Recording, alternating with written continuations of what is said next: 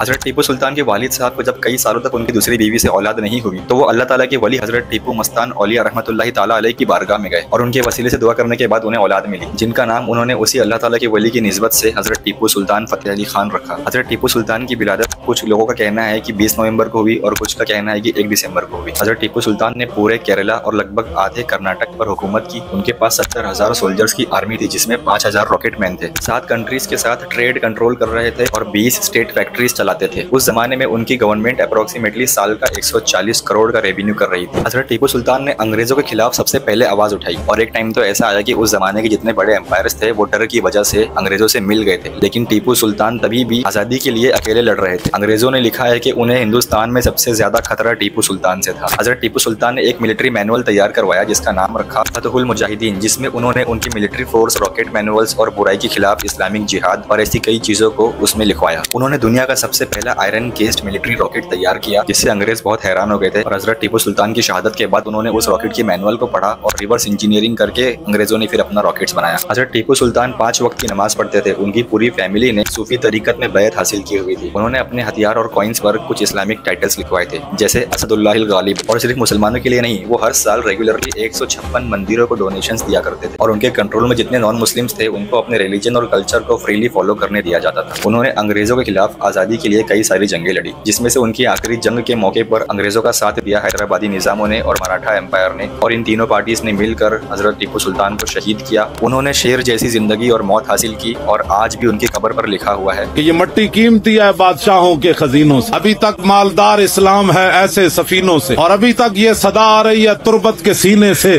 अगर जिल्लत का जीना हो तो बहुत अच्छी है जीने से।